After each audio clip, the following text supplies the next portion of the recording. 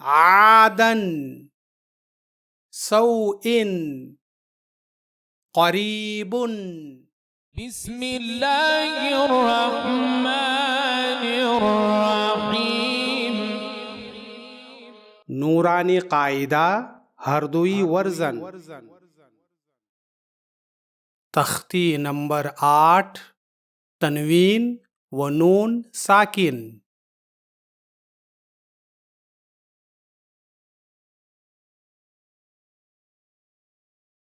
عین زبر الف آ دال دو زبر دن عادن یہاں عین پر زبر ہے اور زبر کے بعد الف ہے، یعنی یہ الف یہاں الف مدہ ہے، یعنی یہ الف یہاں عین کے زبر کی آواز کو دو گنی لمبی کرنے کے لیے ہے۔ یعنی اگر یہاں سے الف کو ہٹا دیا جائے تو اسے ہم پڑھیں گے عدن، لیکن ہمیں یہاں عدن نہیں بلکہ عادن پڑھنا ہے، یعنی کی آواز کو پڑھنا ہے۔ اس لیے یہاں عین زبر کے بعد الف لگانا ضروری ہے، اور یہ الف یہاں پڑھا نہیں جائے گا کیونکہ یہ الف دو زبر کے بعد ہے، اور قاعدہ یہ ہے کہ دو زبر کے بعد الف لکھا تو جائے گا لیکن اسے پڑھا نہیں جائے گا۔ سین زبر واو سکون سو، حمزہ دو زیر ان سو ان، یہاں یہ واو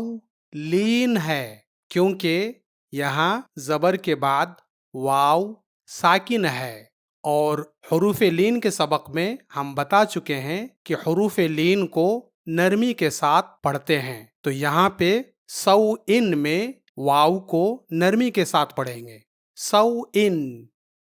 قاف زبر قو، را زیر یا سکون ری قری، با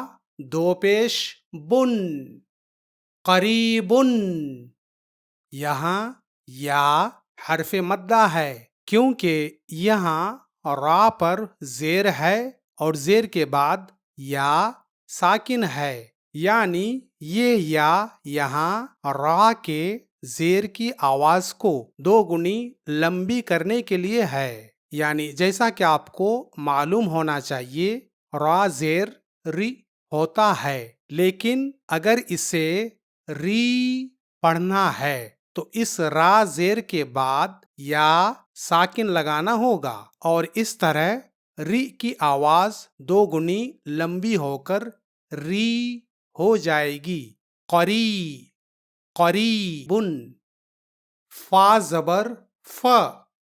میم زبر نون سکون من فمن، عین زبر وا زیر یا سکون وی عوی، میم دو پیش من عظیمن، یہاں وا زیر کے بعد یا ساکن ہے، یعنی یہاں یا مدہ ہے جو وا کے زیر کی آواز کو دو گنی لمبی کرنے کے لیے ہے۔ عظیمن،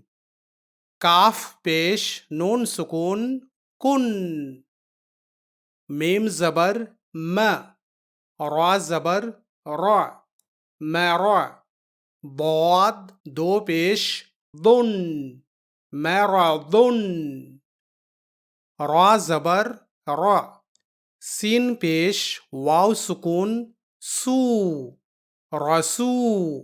لام دو پیش لن رسولن، یہاں واو مدہ ہے کیونکہ یہاں سین پر پیش ہے اور پیش کے بعد واو ساکن ہے، یعنی یہ واو یہاں سین کے پیش کی آواز کو دو گنی لمبی کرنے کے لیے ہے، یعنی جیسا کہ آپ کو معلوم ہونا چاہیے کہ سین پیش سو ہوتا ہے لیکن ہمیں یہاں سو نہیں بلکہ سو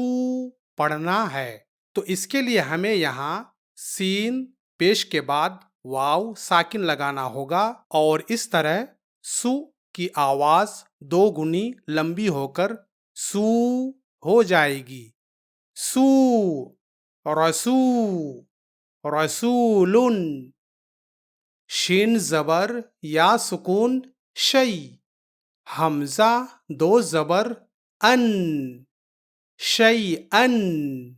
یہاں شین کے بعد یا حرف لین ہے، کیونکہ یہاں زبر کے بعد یا ساکن ہے، اور حروف لین کے سبق میں ہم پڑھا چکے ہیں کہ حروف لین کو نرمی کے ساتھ پڑھتے ہیں، تو یہاں پر یا لین ہے اس لیے ہم اسے نرمی کے ساتھ پڑھیں گے، شیئن۔ اور یہ الف یہاں پڑھا نہیں جائے گا کیونکہ یہ الف دو زبر کے بعد ہے، اور قاعدہ یہ ہے کہ دو زبر کے بعد الف لکھا تو جائے گا لیکن اسے پڑھا نہیں جائے گا۔ غین زیر غی، شین زبر الف، شا، غشا، واو زبر و، غشا و، تا دو پیش تن، غشاوتن۔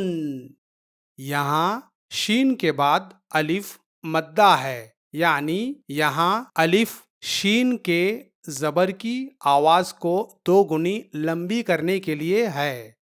غشا، غشاوتن۔ یہاں ایک بات پر اور دھیان دیجئے کہ غشاوتن کو وقف کی حالت میں، یعنی اگر ہم غشاوتن پر وقف کریں گے یعنی یہاں رک جائیں گے تو ایسی صورت میں ہم اسے غشاوہ پڑھیں گے، تو وقف کرنے کی صورت میں اس گول تا کی تنوین ختم ہو جائے گی اور یہ گول تا ساکن ہو جائے گا، اور ساتھ ہی ساتھ یہ گول تا ہاں میں بدل جائے گا، اور اسے اس طرح پڑھیں گے غشاوہ۔ تو غشاوتن کو وقف کرنے کی صورت میں غشاوہ پڑھا جائے گا۔ غین زبر الف، غا، سین زیر سی، غاسی، قاف دو زیر قن، غاسقن۔ یہاں غین کے بعد الف مدہ ہے، یعنی یہاں الف غین کے زبر کی آواز کو دو گنی لمبی کرنے کے لیے ہے، غا، غاسقن۔ ہا پیش ہو، دال دو زبر دن، ہدن۔ یہاں دال پر تنوین دو زبر کے بعد الف نہیں بلکہ یا لکھی ہوئی ہے، حالانکہ اس سے پہلے ہم نے آپ کو بتایا ہے کہ تنوین دو زبر کے بعد الف لکھا جاتا ہے، تو پھر یہاں الف کے بجائے یا کیوں لکھی ہوئی ہے؟ اس کا جواب یہ ہے کہ یہاں دال کے بعد یہ جو یا ہے یہ لفظ ہدا کے اصلی حرف ہے، یعنی یہ یا یہاں لفظ ہدا کے روٹ ورڈ ہے، اس لیے یہاں یہ نہیں سمجھنا چاہیے کہ یہاں تنوین دو زبر کے بعد الف لکھنے کے بجائے یا لکھی ہوئی ہے، نہیں بلکہ یہ یا لفظ ہدا کے اصلی حرف ہے۔ عادن، سوئن، قریب، فمن،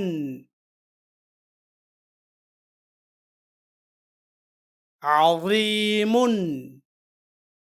کن، مرض، رسول۔